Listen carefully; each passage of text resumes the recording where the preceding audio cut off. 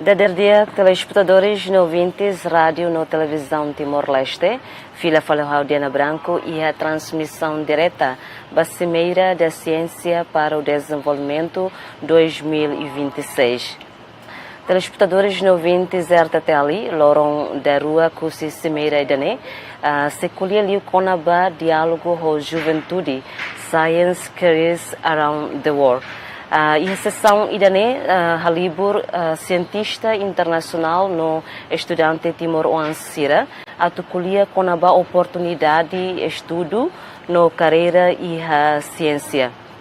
Discussão nemos se hare onsa Timor-Leste bela usa Timor-Leste nebe estuda e a railiur no ensa tu evita ematenek barak sai husinação tamba buka oportunidade e a raiselo.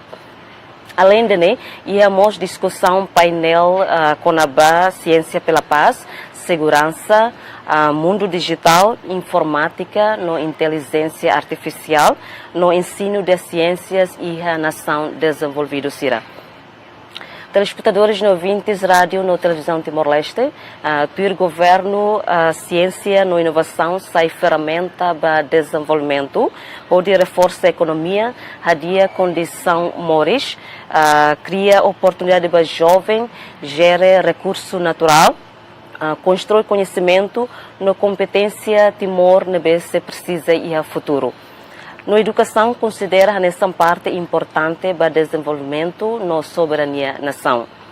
Telespectadores e ouvintes rádio na televisão Timor-Leste, eu te informo para telespectadores e ouvintes Sira, que a sessão principal Sira, halau e a centro convenção dele, a sessão abertura no encerramento, o tema científico oin. No ia tempo nessa sessão sercelo como salau e a UNTL dit UCT no mos Palácio Presidencial sede G7+, no fante sercelo ne behetam participação dos estudantes, investigador, instituição pública no sociedade civil. Telespectadores e ouvintes rádio na televisão Timor-Leste também a entrega de Bahia a minha comentador Juvenal.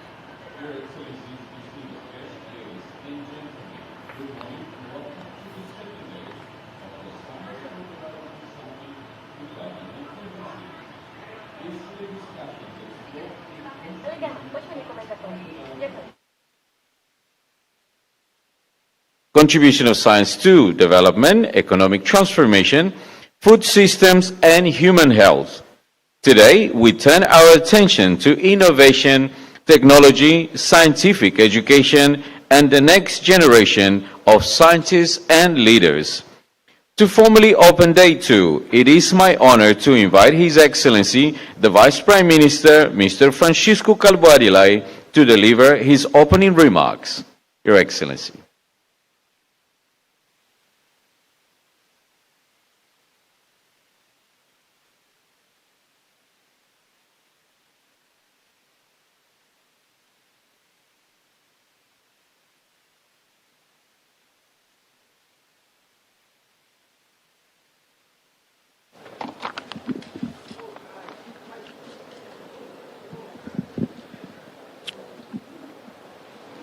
Your Excellency, President of the Republic, Mombot Dr. José Ramos Horta, distinguished Nobel laureates, scientists, research, and international guests, distinguished members of government, parliament, representatives of our universities and institutions, ambassadors, esteemed students and youth, ladies and gentlemen, good morning. Bom dia para todos. Hoje na conolos o presidente full student sira instituição sira todo, mais todo no Basan Lima. So we have a full house today. So very good morning and welcome to the second day of the Science for Development Summit. Yesterday, we explored how science can drive development, economic transformation, health, agriculture, and artificial intelligence. We also saw our international guests engage in beyond this convention center with our university, government institutions, academics, and students. There is the real purpose of this summit. Its real value will come from what we learn, the relationship we build, and what we are able to do differences after today. As a developing country, Timor-Leste faces real challenge, creating opportunity for our youth, improving education and health care, strengthening food security, and diversify our economy. Science and technology can help, but only if we connected knowledge to our realities.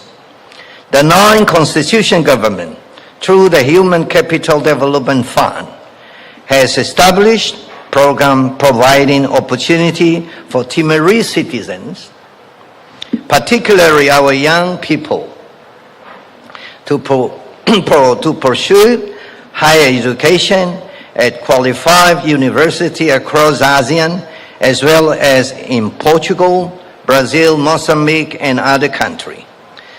The government has also established bilateral cooperation with countries including United States of America, Australia, New Zealand, China, Japan, and also Republic of Korea, the Indonesia, ASEAN member state, and others,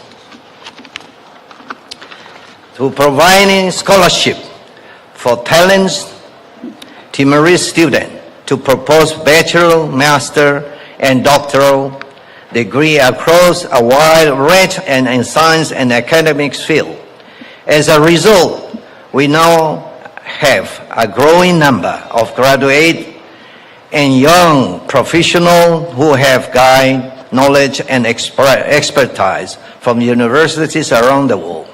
Many are already contributing to our country through their work in government institutions, international development organizations, and private sector, civil society, and non-governmental organizations. This investment is a human capital represent one of the most important foundations of the future development of Timor-Leste. However, investment in education and human capital must be matched by our capacity to transform knowledge into practical solutions for the challenges facing our nation. According to the data from the Central Bank of Timor-Leste, in 2025, our country import goods valued at approximately $960 million US, included significant quantity of the foods such as rice. This reflects a continued challenge for our nation, food security, and demonstrated the need to strengthen domestic production and other production sectors. So today, allow me to raise some questions for us to reflect on. What ideas can we work here? What capability do we need to build? Where can international experts to help us? And what partnership can we begin today? Distinguished participants, ladies and gentlemen, today we will continue this discussion across a wide range of areas. We will open with a keynote address by Dr. Muhammad Abdul Salam on Science for Peace and Timely Reminder that human fraternity must underpin innovation. We will continue to learn about artificial intelligence, computing, and digital world technologies that are transforming economies and societies everywhere, and for which Timor-Leste must prepare. Professor Whitefield Differ and Professor Jill will discuss security, trust, and digital war. while Professor Richard Sutton, Professor Jack Dongara, and Professor Tristan Holdrelle will discuss competing all and development. Sorry if I read the name wrongly, not perfectly. We will also discuss how science is taught in developing countries, because our ability to benefit from science tomorrow depends on the education we provide to our youth, our young people today. We are honored that Professor Sarah Seeger will lead the conversation alongside this important discussion. Our university and institution will more host sessions on agriculture resilience, peace and regional cooperation, sustainable business, scientific innovation, and a contribution of chemistry and physics to development. I particularly welcome the strong development of our university and students throughout this summit. I firmly believe that our university must not only educate students, but also generate knowledge and help solve emerging national and global challenges. I'm especially pleased that today also marks a launch of the Teton translation of the Professor James Robinson. Could you put your hand together for the Professor Robinson? Thank you. Why nation fall? So making the knowledge share here more accessible to all Timorese and to our young people here today, I encourage you to make full use of this opportunity. Many people in this room have spent their lives challenges, existing ideas, and asking questions that others had not asked before. Timor-Leste need the same confidence to imagine new possibility for our country. To our international guests, thank you for generously sharing your knowledge and time, not only at this conference, but also in our university and community, where you have spoken directly with our students and professionals. We hope this engagement will be the beginning of lasting relationship and partnership among us. Before I end, I would like to take this opportunity on behalf of the 9 government of Timor-Leste, especially our on board, Prime Minister Xanana Guzman and government, would like to say, thank you very much, President. Ito tu ni basalima ba Presidente? Atu atete ba estudanti sida universidade sida. Atu hetang forum ida hansane la fácil. Pois ita envolve emambarak tep-tepe, emanebe perito, laureado, Peace Prize niya, e depois, ita sorte e Presidente da República, nebe ihanian worldwide connection, o niya conhecimento, niya conexão, nebe ho belum barak. Ohin, ita utoto bel hetang oportunidade neme, mai rona, mai aprende, o perito sira mai quase husi mundo toma. Nebe dalida tan, ho basa lima ba, Signor Presidente. As we move through this final day, I would like to invite you to think about what comes next. What can our university take forward? What can government apply? And what partnership can we build from the network gathering today? Later today, as President Ramaphosa closed this summit, our focus must turn from knowledge to commitment, because knowledge only becomes valuable for development when we transform it into action. I wish you all a productivity and inspiring second day of the Science and Development Summit. You have a very good day since yesterday, a long day, and hope you enjoy and with our warm hospitality. We will serve you and receive you with our love and peace. Thank you very much. Thank you, President.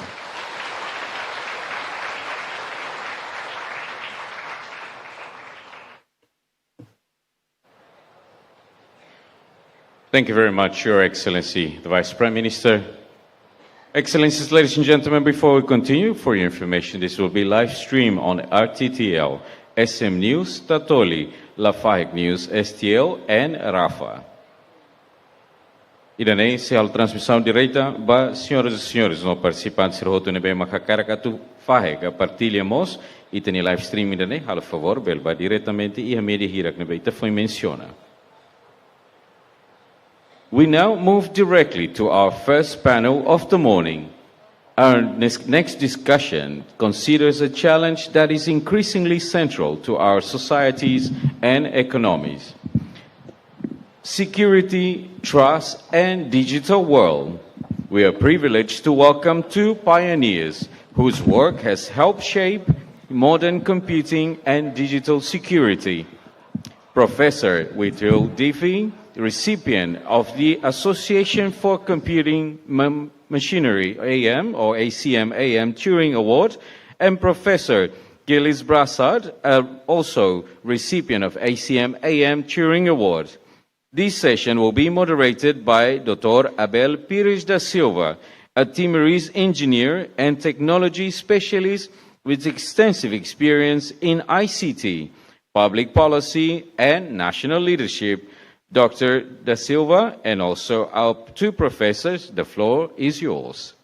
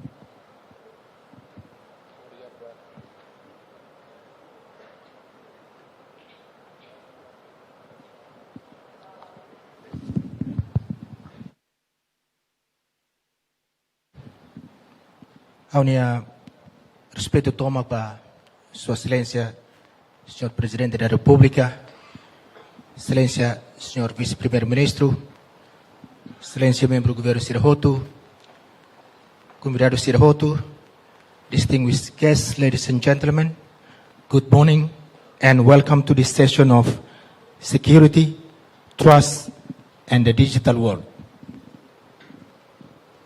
To discuss this important topic, we are extremely fortunate to have two global leaders and leading minds in digital security.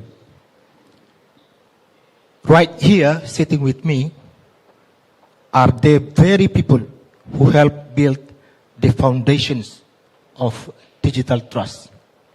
And I am extremely honored to be introducing them to you all. Our first panelist is Professor Whitfield Diffie, one of the founders of modern public key cryptography. With Professor Martin Hellman, he introduced a way for two people who have never met and who share no secret in advance to communicate securely over the internet. This invention today underpins secure connection, digital signatures, and much of modern digital commerce. In plain terms, almost every time you bank online, you send money, you send your messages through WhatsApp, Facebook, you are exactly relying on his ideas.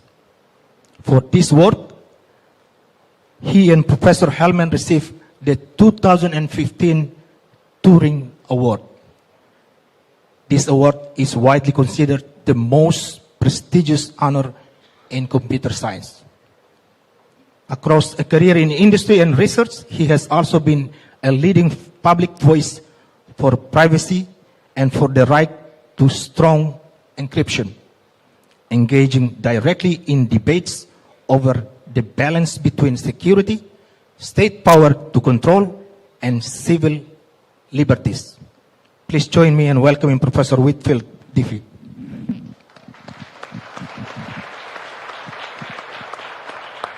Thank you. Our second panelist is Professor Gilles Brassard, one of the founders of Quantum Information Science at the Montreal University. With Professor Charles Bennett, he created the BB84 protocol in 1984, long time ago, a method that uses the laws of physics themselves to share a secret key and remarkably to reveal the moment anyone tries to securely listen to our conversation. In plain terms, work he began over 40 years ago, long before it was fashionable today, is now shaping how the world will keep information safe in the decades to come. For igniting and shaping this quantum revolution, he and Professor Bennett received the same award, 2025 Turing Award. Across a career spanning cryptography, quantum teleportation, and the theoretical foundation of quantum information, he has also built the scientific institutions and international networks that carry his research forward both in Canada and around the globe. Please join me to welcome Professor Gilles Brassard.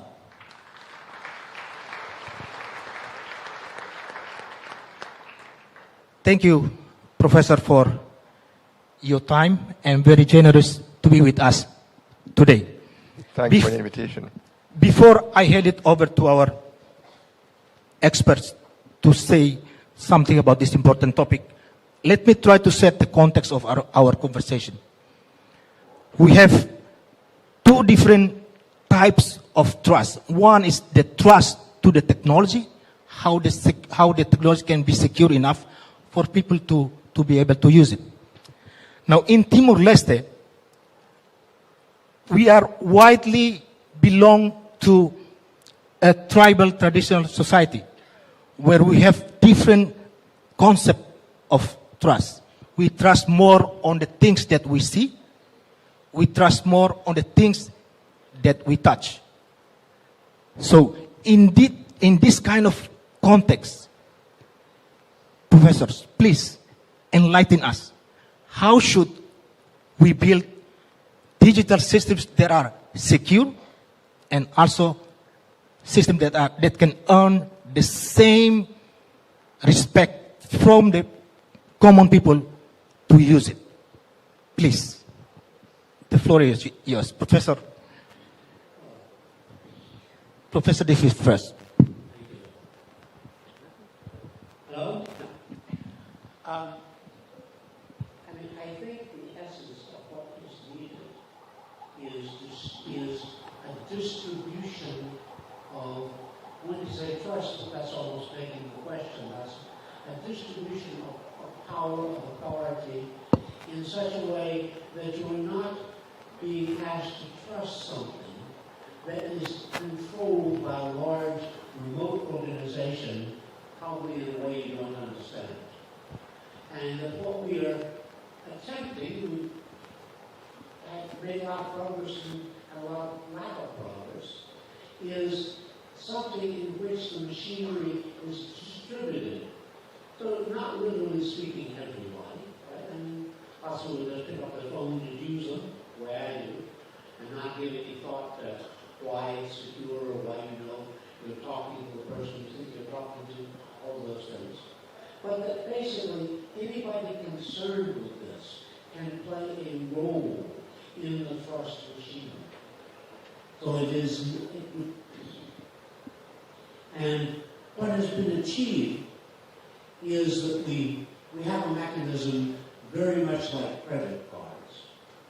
That when you introduce yourself to somebody over a communication channel. You hand them credentials. I know that sort of requires some centralization of authority, and that presents a difficulty.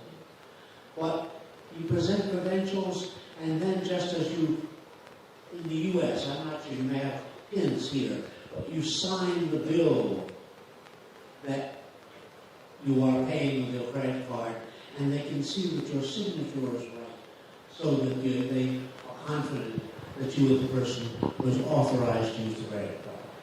And we have an abstraction of that in the way commerce, communication, privacy, security work on the internet. But we still have, and many people working to try to reduce this, still have a dependence on central authorities to run what are called certificate authorities who issue the credentials. So the way in which that world and infrastructure are organized, I think is still used somewhat. Professor Brasad. Yes. Hello? Does it work? Yes, it does. Sorry. Well, of course, I agree with everything that with Phil Diffie just said, but I'd like to add something on a rather different aspect of trust. Our moderator just told us we trust what we see and touch. Unfortunately, it's true, but unfortunately, what we see is too often not in real life, but on your screen. And this can be subjected to complete fraud by so-called deep fakes. So the next panel will be about AI, and I don't want to talk about AI more than necessary, but the what's called generative AI is a technology that allows any bad-intentioned person to generate videos, speech, and anything they want to make anybody say whatever they want them to say and present that as truth. So no matter how well it's protected cryptographically, which will be the main topic of this panel, I suppose, but no matter how well it's protected, if what is presented to the public is fake, with no way for the public to realize that, then trust is something very difficult to achieve. And I think the worst thing about it is that sometimes what is presented is indeed the truth, but there's no way to distinguish it from fake news. And I think that's a really major problem with society today. So I think this is taking us back into the 19th century than before, because photography only dates from the mid-19th century. If you look back, there's a famous occasion much earlier. Holbein painted a picture of Anne of Cleves, on the basis of which Henry VIII had her imported to be his bride, and the claim is that when he first saw her, having judged her from her portrait, which of course Holbein painted in the court, French court maybe, surrounded by her people. He couldn't paint. She had to make her look good. She shows up, Henry turns to his prime minister and says, "What remedy?" And so the point, until very recently, we've been dependent. You had two things. You had some pictures people painted of things they wanted you to see, and you had their accounts of conversations they had been in. And then for a brief period, we had these two tools, the recording machine and the camera, that we trusted to reproduce. It was more surprisingly difficult to counterfeit their products. And this trust was warranted. At the time that this trust was well-founded, it was correct to trust these images we saw taken by cameras, but no longer. Let me try to bring our discussions based on reality in Timor-Leste. We have just completed our subsea fiber optic cables to Australia, which means that very soon we will be seeing a surge in digital activities. More people will be using internet.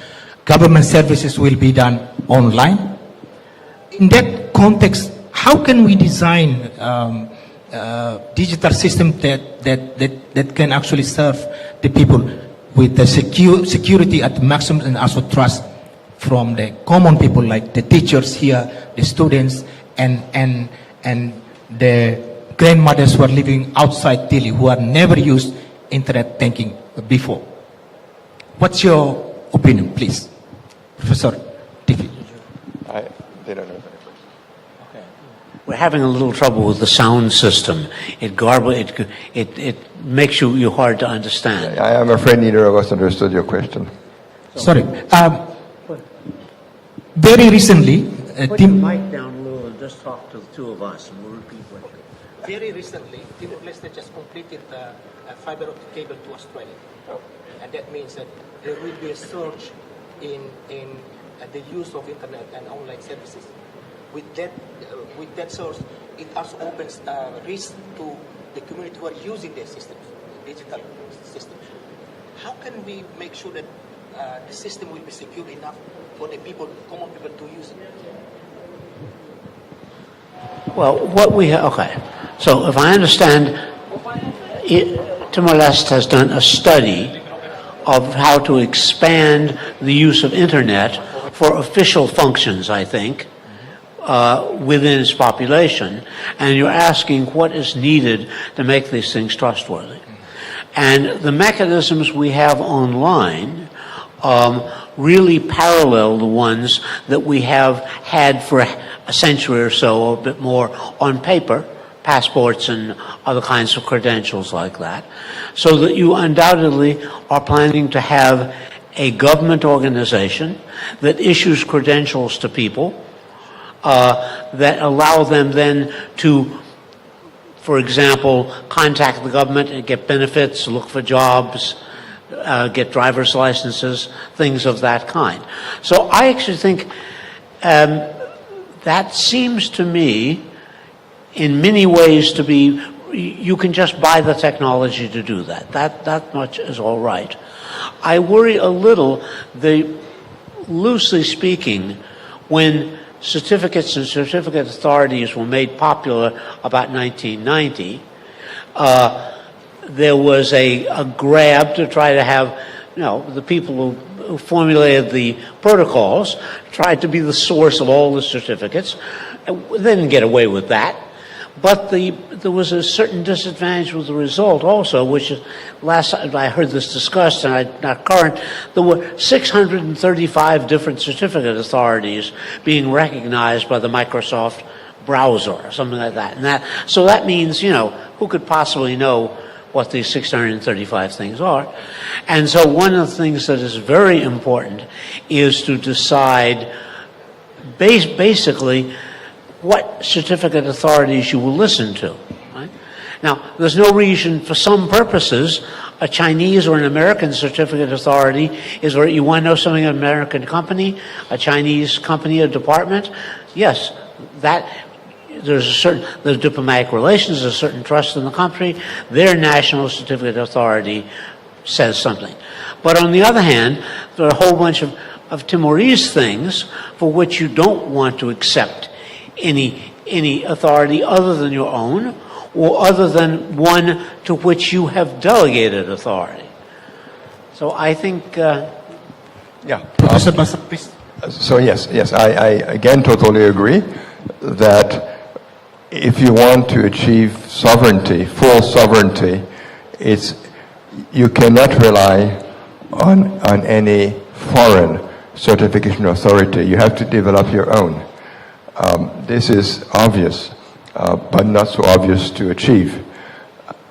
There's one more problem, however, which is even harder to solve, which is that all these certificate authorities around the world, as far as I know, base at some point the certificates on the greatest invention, in my opinion, of Whitfield Diffie, which is digital signatures. It's absolutely mind-boggling that it's possible to have two keys. One secret key allows you to sign the certificate, and this key is kept really secret. It belongs to the certification authority, but the same authority can distribute public keys that allow anybody to verify the validity of a signature. And all trust, all the digital trust is based on this notion of digital signature.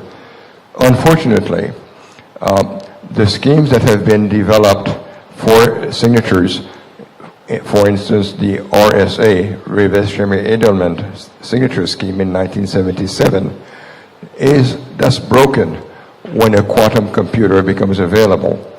We can only hope that no full-scale quantum computer is still available in the world, but there's no way to know if there may be one running in secret in a basement somewhere. But what is sure is that these quantum computers will be real and available to all sorts of bad people in a reasonable future. And when that happens, all these certificates become void because it makes it possible to fake these signatures. And so all the trust that we put in these digital signatures, as long as they were based on RSA, will vanish. And we need to find something else. This is known as post-quantum cryptography, which are purely classical techniques trying to replace RSA with some other mathematical techniques in the hope that it would withstand the attack from a quantum computer. And they may exist, but we have no way to prove that they are secure. So any trust in these new techniques will have to be put on faith, not on firm grounds. Unfortunately, that's the way it is. There is no mathematical techniques in sight that would enable us to prove security for these techniques. It's a very fundamental problem in theoretical computer science. And here, as opposed to secure communication, the ability to send confidential information from one point to another, where quantum cryptography can come to rescue. So my 1984 BB84 invention that was mentioned before enables provably secure communication. With quantum cryptography, unfortunately, it does not provide digital signatures. There is no equivalent of digital signatures that quantum theory gives you. Quantum theory only gives you a way to break those which are available today. And I don't see any obvious way to solve this problem. Thank you, professors. Just last follow-up question from me before I open the floor to the audience to ask. We have ministers here taking care of the government services, basic services here. What's your main recommendation for them to start making sure that the services will be secure and trusted? Yes. Sorry about the echoes and everything, but I think if you just put your mic down and talk to us, and we can. You have ministers here. They are taking the services online. They what? Online, the health services, education, everything online. Okay. So please, if you can recommend the steps to make sure that these services are secure and trusted. Well, what's your recommendation? My immediate answer is that if you want to have a system that can be trusted without any conditions, blindly and without assumptions, then we have absolutely no solutions for that, unfortunately. That's what I just explained. Because to trust these things, you need to have a secure cryptography, and we don't know how to do that. How to do that provably. There are candidates that may well be secure, just as we thought that RSA and Diffie-Hellman were secure decades ago, but now we know they are not when there's a quantum computer available. But I just said it, there's just no hope at the moment to prove security unconditionally for anything like so. Blind trust is not possible. And anyways, blind trust should not exist because there's a limit on how you can trust organizations. I'm sorry to say, even your own government. But at some point, we have to accept that trust will not be perfect. I think that Gilles has raised two issues. The latter one just came up was we lack any real, in my view, understanding of how to build trustworthy social institutions. We have a bunch of things we've been doing for thousands of years or hundreds or tens of years, and we are forced to use them partly because they like themselves and have a lot of power and can maintain themselves, but partly because we don't know how to do any better. And there are things, there's a project going on called D-Web, Distributed Web, that attempts to smear this out much more broadly, and I can't give you a progress report on that. Now, Gilles also pointed, there is a fundamental problem in computer science called complexity theory. And one, our current formulation of complexity theory it has a major unsolved problem in it, which is, roughly speaking, are the category of transformations that cryptographic systems belong to easy to break or not, and nobody knows. But to my mind, more fundamental, that category really strikes me as close to irrelevant for real crypto systems. The problem is, we do a lot of what's called looking under the street light for our keys. We formulate problems in ways that we can see how to work on them. In applied mathematics, you've got to solve the mathematics. You've also got to make the mathematics apply as closely as possible to the real problem. So I don't think that our current complexity theory is really very close to what we need, because any actual cryptographic problem is finite, and all of our complexity theory is asymptotic, it's infinitesimalistic. It looks at what happens for arbitrarily large problems, with how fast the problem gets easier or harder as the size grows. So I think that's, we all kind of presume that at some time, that for those problems, somebody will have new insights into those problems. And let me, somebody whose name I remembered yesterday and don't now, who's the inventor of the laptop? Got the Turing Award for it. He has a great statement. He has a great statement, which is, point of view is worth 80 IQ points. And that, I'm very excited to be in a place that's outside the mainstream of what I grew up in and live in as computer science, because I think people outside the mainstream have the greatest chance of thinking in a new way and not being swept up in the details of what everybody else is swept up in.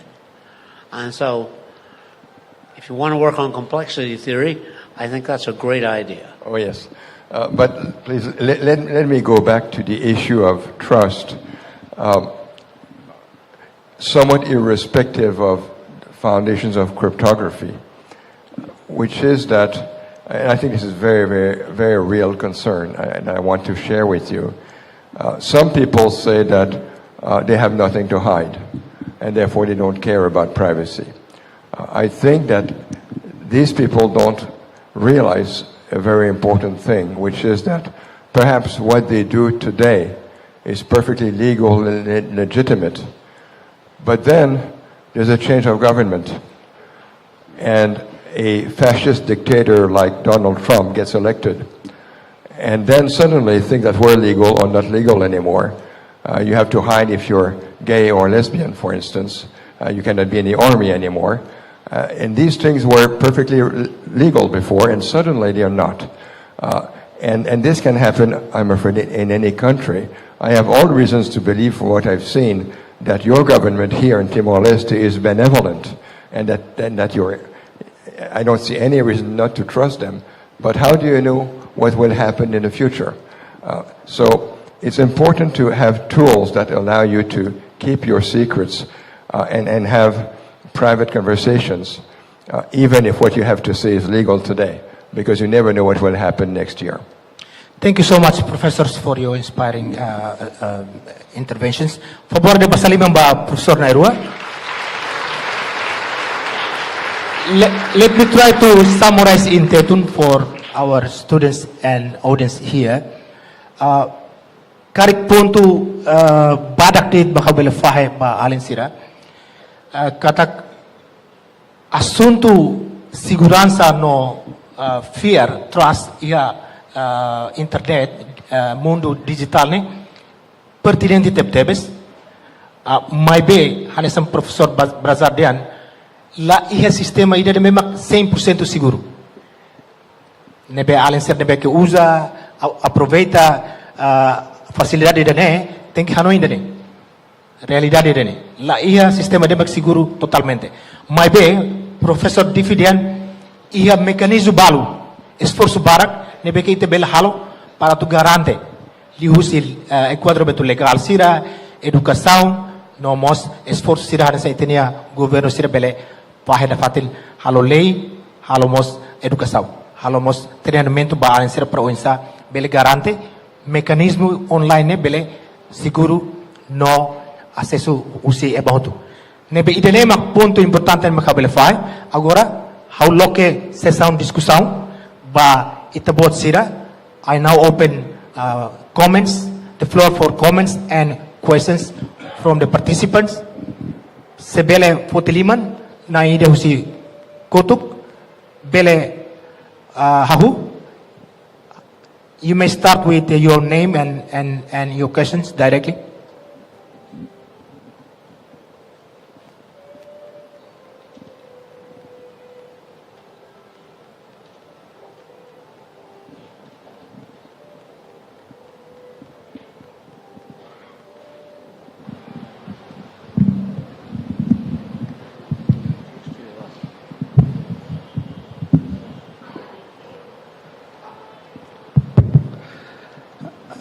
Thank you. My name Manuel da Costa from Ministry of Agriculture. I want to ask two professor that we talk about the security. In Timor-Leste, we have a problem with the many security. One, security about animal security, plant security, and also human security in Timor-Leste. So please teach us Timorese young people to understand about biosecurity, food safety, and also human security. Because we have a problem for the biosecurity and for the animal security in Timor-Leste. This is my question to Professor. Thank you. From the perspective of digital safety. From the perspective of digital safety. What? From the perspective of technical IT security. How can you talk about animal security? Yeah, how can we support? What do you mean animal security? Well, I think I understood the question, which is there are many things that are called security. Food security, for example, meaning that you have enough to eat and that it's clean food and you don't get infected by it, and that immediately gives you the problem of having to manage your farmland so that you get sufficient product out of it. I think by animal security you probably meant the preservation, species not becoming extinct because of development or over hunting or farming or something of that kind. And how IT can help them. And yes, well, I think that I believe it's sort of a tenet of faith in the community I come from that IT can help you do almost anything better because it is able to manage effectively large files, think about large things, make predictions, etc. But I think this is the technology and your view of the technology are both very important things that you need to work on.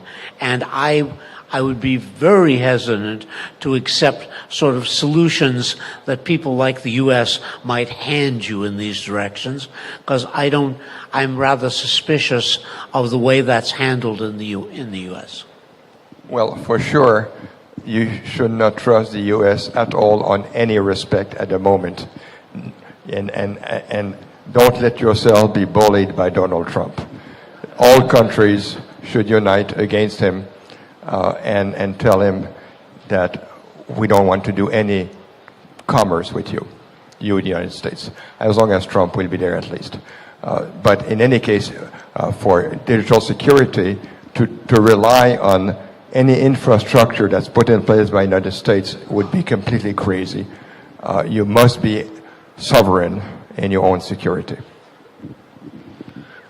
Politics will come and politics will go, but the U.S. and Canada will always be neighbors.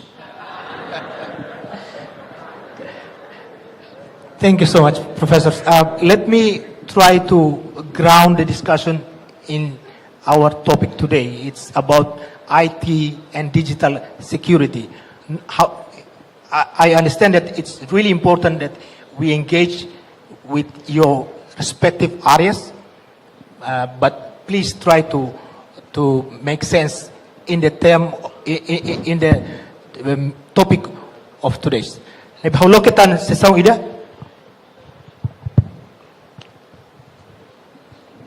Ho alim feto ihene. Turkamal para he balanso. Bela mai basic das. Okay.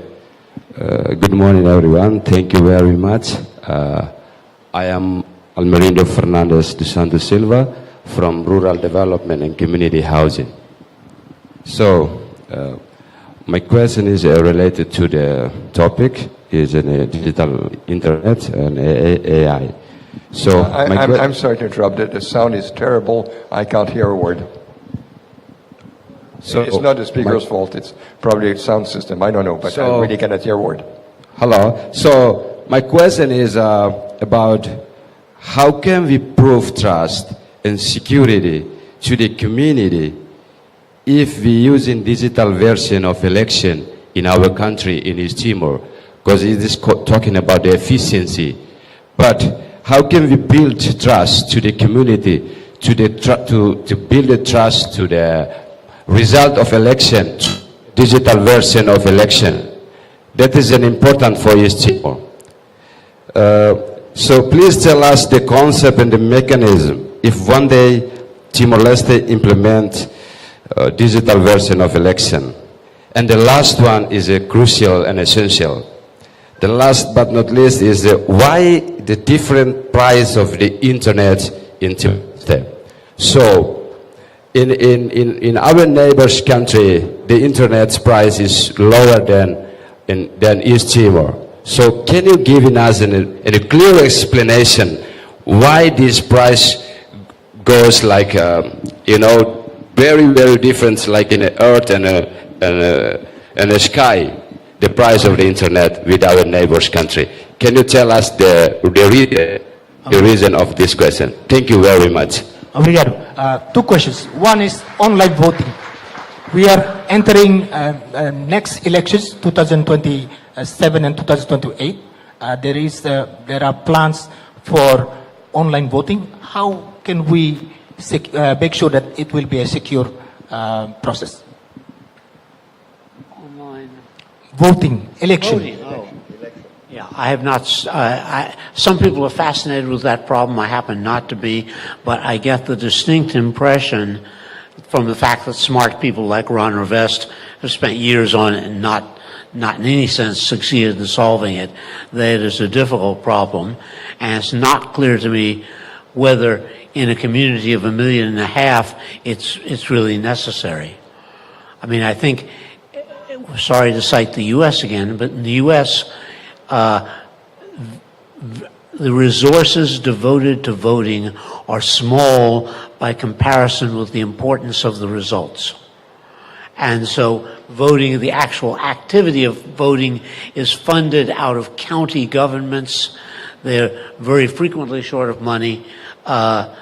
They aren't able to do it well, do it so that it can't be penetrated, etc. I think that basically, in some point, online voting is going to be necessary.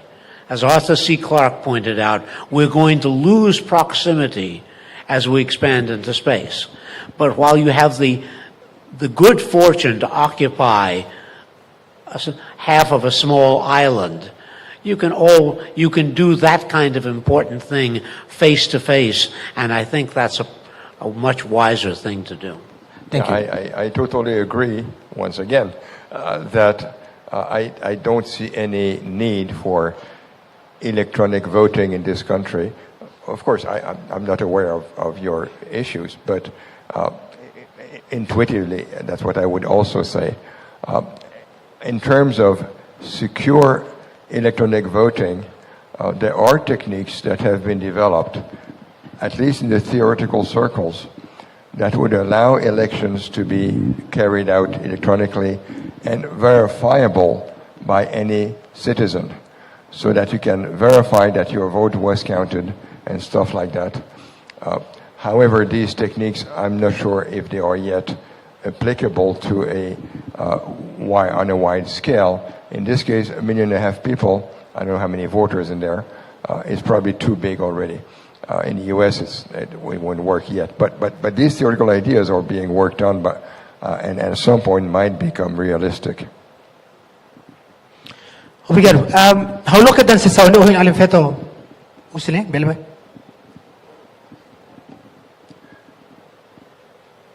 There was another question by the first guy. Belma la hakat ba iyan eh.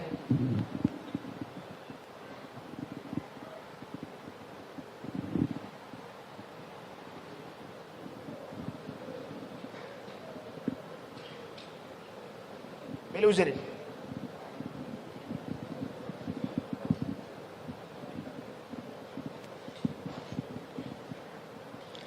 Bom dia, baita hotu. Haunia naran Jacinta Barreto.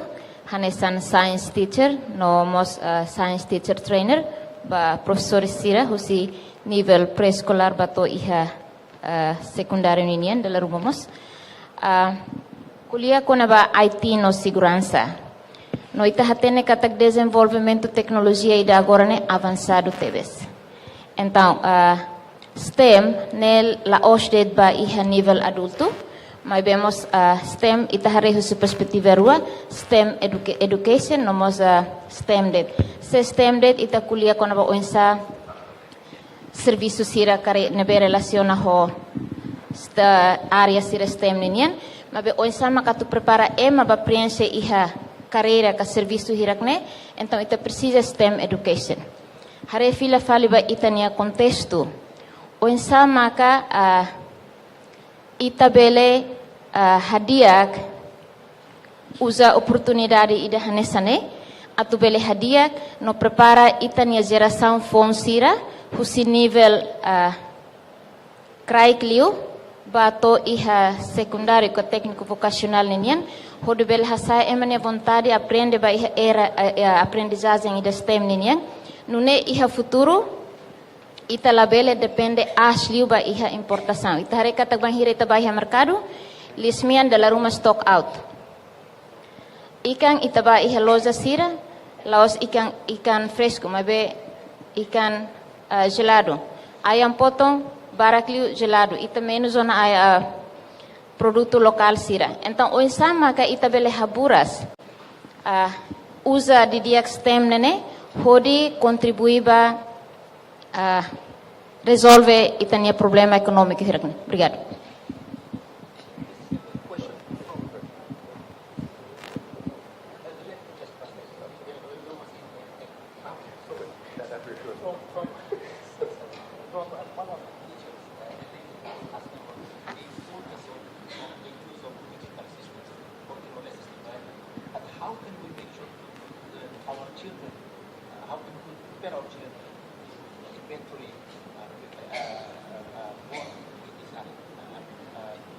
help the young generations prepare them effectively use and help their countries.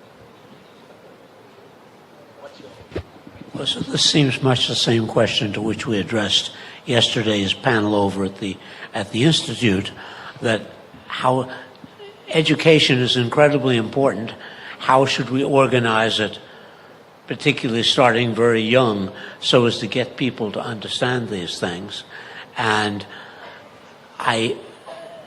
my sense is that one of the things we need to be putting first is, so to speak, research in education, because the tools we now have clearly in many ways make it much, much easier. My professor, John McCarthy, said many years ago when we were talking about automating libraries, he said, in fact, he pushed aside details and said, the problem with libraries is they're far away and they're closed. Right? And now we live in a world where you have right on the screen in front of you a bug that's flying around my face. You have right on the screen in front of you access not just to a multi-million volume library, but to the index, not just for each book, but for the whole library. Right? And so it's amazing in some sense how everybody isn't able to learn everything these days. So I think, making good use of these things is something you're never too young to learn. And I don't, one thing more, that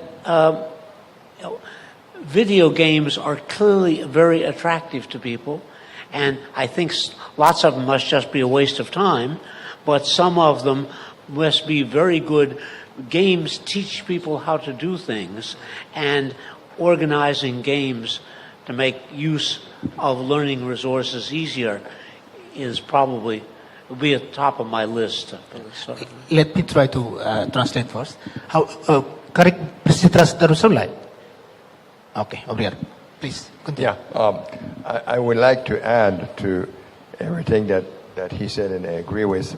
I would like to add that one skill, extremely important skill, that education must be able to bring to young minds is the ability to tell the truth from the fake, which is an extremely difficult thing that most adults cannot do. So, but maybe if children were taught how to do it, I don't know by whom, maybe they'd be better at it than we adults are. So, as Whitfield said, today on the internet you can find an enormous amount of facts, including the index of all books. That's something that was impossible before. So you can do research very quickly, and AI makes it even easier for you. But what I'm saying is that, unfortunately, on the internet you also find as many falsehoods, maybe more falsehoods than truths. So you need to be able to tell them apart. For instance, to do a serious check of the information you receive. Mostly what you will find on Wikipedia is correct, because it's a very active community, and almost immediately when someone puts in something that's not true, someone else is guarding it and corrects it. So I would trust Wikipedia pretty much. But otherwise, you go to the internet, you ask a question about this and that, and AI takes your question and gives you an answer that depends on what the AI finds on the internet. But there's no way to know if what is collected by the AI corresponds to truth. So we're back to the question of trust. How can you trust what you see on the internet? Is something that should be taught.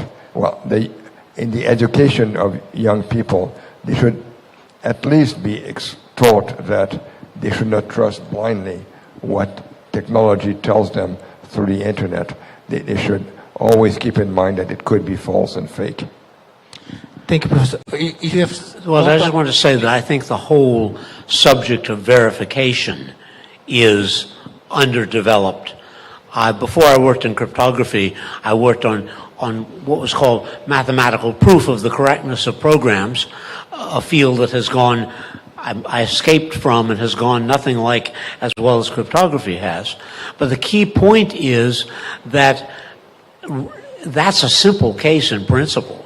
You have a formal specification for what the program is supposed to do, and you have the program, and you ought to be able to verify that one does what the other says. Maybe. And if you're now saying, Claude or whatever, open whatever, hands you something, and you want to run a program that says, okay, this says the following sources, it draws this conclusion from the following sources, what can you do to verify that? And of course, the great endeavor in that direction, human society, is mathematics. But mathematics is the study of the things so simple that you can demand the highest standards of evidence. And our ability to apply that to much more general things, normal reasoning about business and politics and society, is very, very poor. Thank you, Professor. How halo subaru barak ida kona ba educação kata teknologi é importante tepteves. Então, ita precisa preparar tina wansira desde que sabia escola pré-escolar do nomos nasa escola primária sira. Mas bem, professor Naru hata kata kita bele aproveita teknologi ni atu halo preparação ba tina wansira bele usa teknologi oi mas bem ide mak professor Brazadian kata Wikipedia ni kapas tambah ita bele lansa ita bele fiar tambah he kemudian ada barak mereka bele kontribui atau hadiah kontinuo ihana ba ia tak selu kasa AI sarne mas orsida ita ia tak sesau dia kona ba AI husi parte ni ia ona parte ni ba hena covid husi parte ida ni favor dia. Okay, thank you. Good morning, everyone. My name is Rosmini. I just want to ask that country, as we know that in our country lack the word.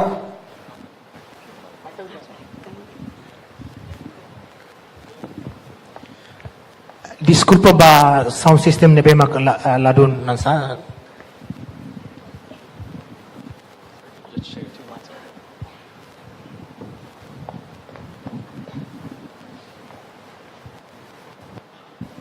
Okay, thank you. Good morning, everyone. My name is Menia.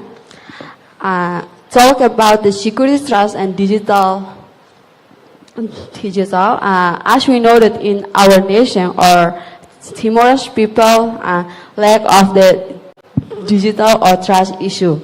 So my question is how should governments, technology companies, and individuals share responsibility for creating a safer digital world? And who should be held accountable when digital security fails? This is my question, and thank you. Very interesting question. How should everyone work together to make sure that it is safe? And who should be responsible in case that the system fails?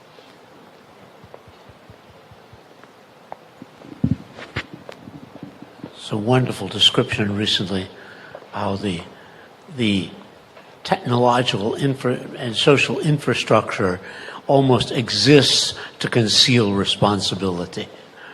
I think it would be basically, I can't say anything that isn't banal. The minimization of secrecy in all of the systems makes them more comprehensible to the people who are using them.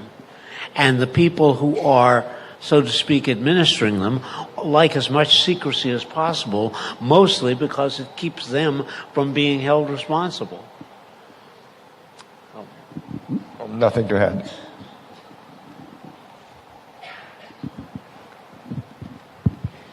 Obrigado a perguntas. Ita saya tempo 10 minutos tan. Hanoin usi fale parte clara. Bele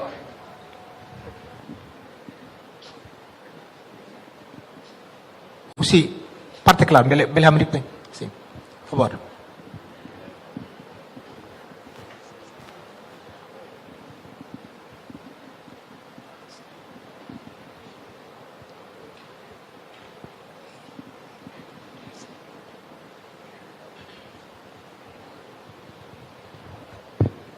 Thank you.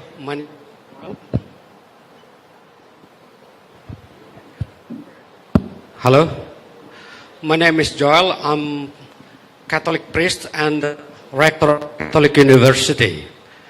I want to go to the substance of the problem.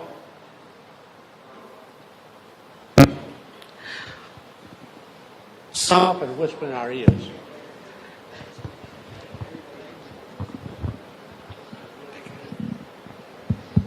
Thank you. I'm going to the substance of the problem. Some years ago, Mark Zuckerberg was asked by the senator in the USA why he created Facebook, and this Facebook bring some problems like suicide online, black campaign, speech, hate speech, and so on. And I'm still a little bit pessimist when talking about security trust in the digital world. Because up to now, people prefer to promote fake news, violence online. In the government also, there are many hackers. I just want to ask your opinion. If we come in more into the digitalized world, and with this the problem of security and trust, how can I trust a person without ID, false identity, used to threat me on Facebook? As you said, you did a cryptography, and on WhatsApp there are some element there that secure our chat with the other, but somebody will still have ability to catch the message from the other. I just want to ask your suggestions or your opinion about my argument. Thank you. Yeah, well, yesterday in another panel, thank you. Yesterday in another panel with Whitfield, I said that, and I'm going to start with something that sounds unrelated, that Bitcoin is the second worst abomination of computer science. The first, of course, being Facebook. And end of quoting myself. So I think that Facebook is an abomination in so many respects. It's obviously is the enemy of privacy because it entices people to lay their privacy completely open, so that there's no point using cryptography to protect it when people don't care about it. But moreover, as was mentioned by this person who asked the question, it's Facebook has so much power that to influence people, but to influence them not necessarily towards the truth, but towards what the agenda of Facebook is, which is, of course, very obscure. And in general, to make money, silly. Oh, of course, it's money. Yeah, that's right. Sorry. The main agenda is to make money. That is obvious, yes. But also to influence politics and world's affair in all sorts of ways so that it would get even more money. And to allow people, organizations, or even single people to have so much power is not healthy for society. Now, how to prevent that is something else that I'm not, that I have no expertise to discuss. Okay, so one thing, there's something here that isn't new. I mean, it looks new. It may have expanded in scale, but if you look back a century or two, newspapers were always under tension as publishing the truth is probably one of their goals, but attracting the largest audience and making the most money is another one of their goals. They may have political objectives, etc. Now, if you bring forth something like Facebook, my complaint about it is, and I have no connection with it, I agree it's an abomination, but the key point is, look at email. Email is an internet standard. I think it's RFC 2827. And so that means any programmer can sit down and write an email client if that is needed. Whereas, in effect, a Facebook client is in some ways secret and entirely the property of Facebook. Right. So I think they could sue you if you wrote an independent client, if you could do it, that would communicate with their system. And so it takes a vast amount of information that, would look entirely different if Facebook were a cooperative. And every Facebook user owned a piece of it, and so it was in effect a democracy. But it's one of many things in the capitalist system that are owned by some set of shareholders who are quite independent of the employees or the users of the system. And so I don't know a solution to Facebook that isn't like trying to solve all of society's problems. Thank you so much. We are running out of time, but the last questions or comment, please.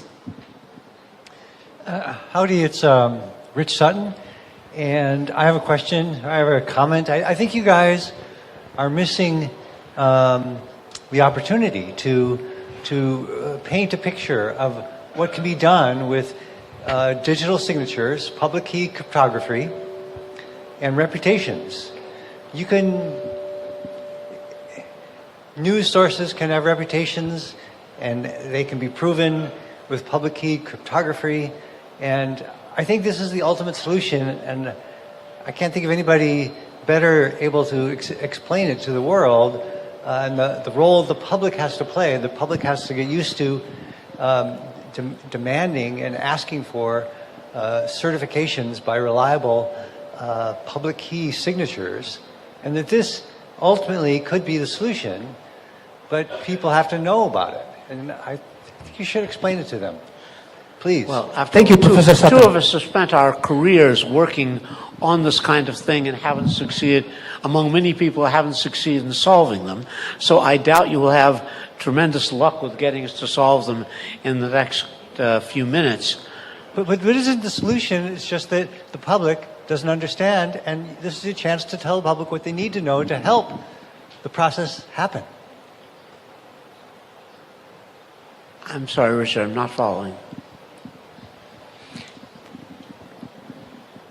So you really can't paint a picture of the future where we can get trust through digital signatures and the reputations. Well, it seems to me, to reputation, like I misused the word privacy decades ago in my work in cryptography, and privacy is a very complex social issue. I probably just sort of said confidentiality, which has become common in certain circles. But reputation is a very complex phenomenon, and I don't know that the low-level primitives like digital signatures, of course they have some relation to it, but I don't see how they can be expected to solve it by themselves.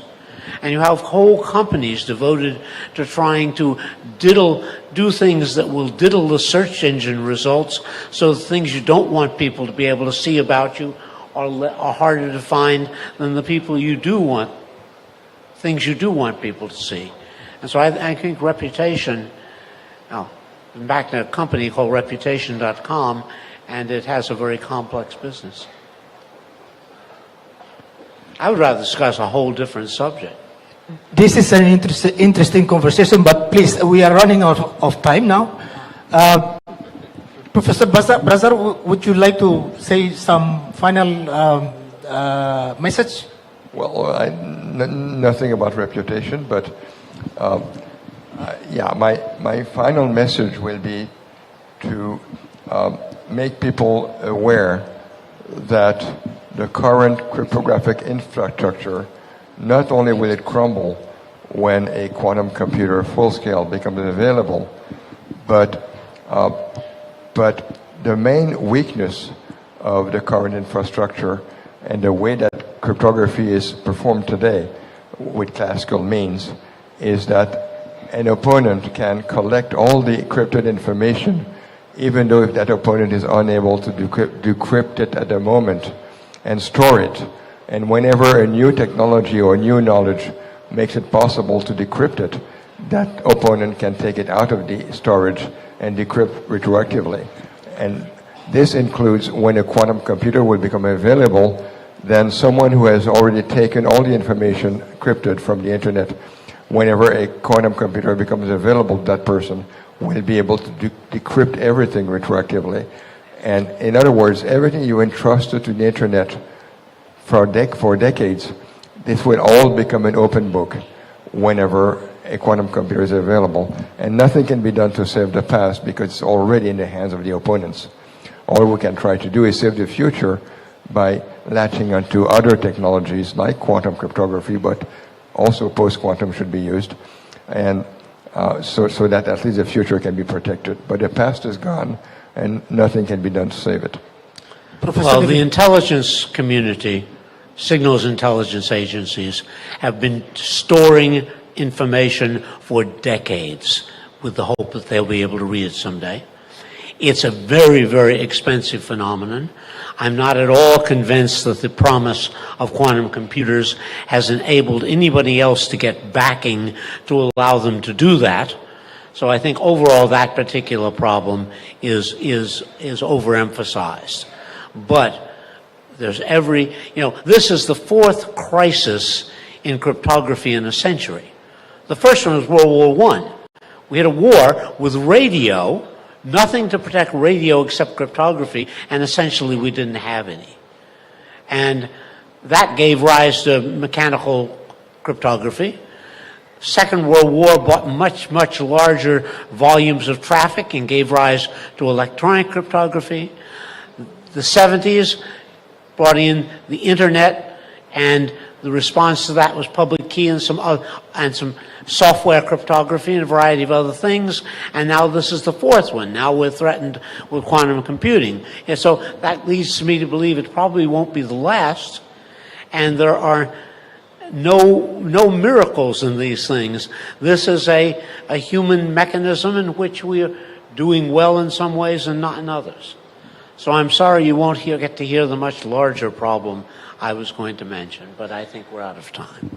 Thank you, professors. Very warm round of applause, please.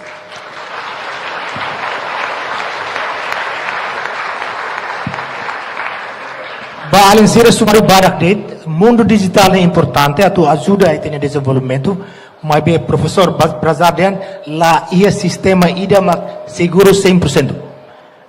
Nebe la belle fier demais.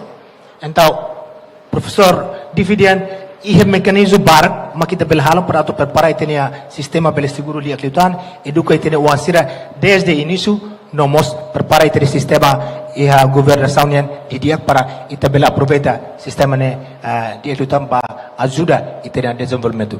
By the agradeço a itenia panelistas. Thank you so much for our panelists for sharing their knowledge. Obrigado barak ba pergunta sira hoto, obrigado barak ba atenção tomak no hoidene hautaka sessão nele. Favor de pasaliban ba itenia panelistas.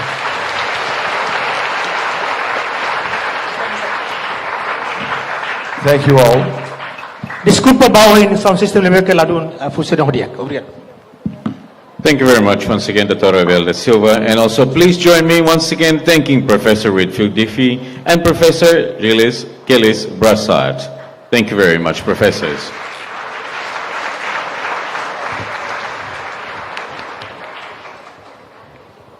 Excellencies, ladies and gentlemen, we'll now go on our coffee break. This is only 10 minutes break, so please, for VIP. And also, by students here, hotu itsibana la laiste, iteni intervalo caffè ninian, ihade minutos sanulu. Al favor, students here, belhakat liba pavilion. We'll see you shortly at 10:40 or 10:40. Até já.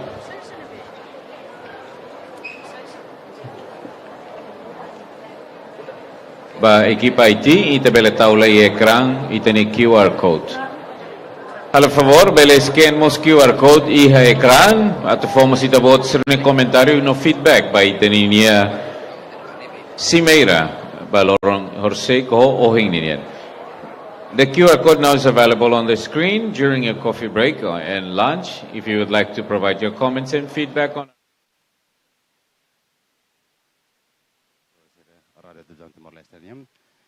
Ya, nebe mak acompanha ela, Cimeira vai lorong oino colheu com Ciência Inovação, no Desenvolvimento, nebe hareleu vai segurança, confiança vai mundo digital. Kata kona vai insight bele halo mundo digital, anessa internet, telemóvel, aplicação no computador, sai seguro, confiança, ori proteger dados no informação. E a segurança niniang mak medida siratu protege sistema no dados se ataque ka roubo. Exemplo nessa usa password forte ativa autenticação rua. La fo password by menselo tu irfal maka atualiza software regularmente. Ya ose confiança niniang atau hata tengkatak significa itabele fier katak sistema ka website de seguro no usa informação ou responsabilidade. Ya, exemplo, makanasang website nebe iha HTTPS normalmente mais seguro. Banco online nebe protege conta cliente, empresa nebe la faja dados privados sem autorização. Ya, batur falma ia mundo digital ni maka mundo digital mak ambiente nebe ita usa teknologi lorong. Exemplo nessa internet, social media, email, online banking, online learning, commerce. Tambasa importante sela ia confiança. Ya, hacker bela tama sistema, dado pessoal bela na cloque karobo, osan ia conta bancária bela lakom. Ema bela sai vítima ou se fraude online. Se iti é segurança na traz, dados pessoal protegido, ita bela usa internet hordiak no hakmatek, transação online sai seguro, comunicação no serviço online bela hala ou confiança. E resumo se segurança mak protege sistema no informação, traz fiar kat sistema ka serviço digital seguro no responsável. Mundo digital maka ambiente nebe ita usa tecnologia digital nessa internet, telemóvel, computador no aplicação sira. Ya ita bele usa internet hodiak no hakmatak transação online seguro ya. Ya osi irene atau hata tengkatak materi deba lorong oheninian importante bes ba ya public tomak lilio bas sociedade Timor-Leste, estudante no ofensa sira. Ba itine governação tomak na maka serviço ia mundo digital niam. Honene ami se fila fale hamoto ko itabo sira depois de break irene durante 10 ou 15 minutos.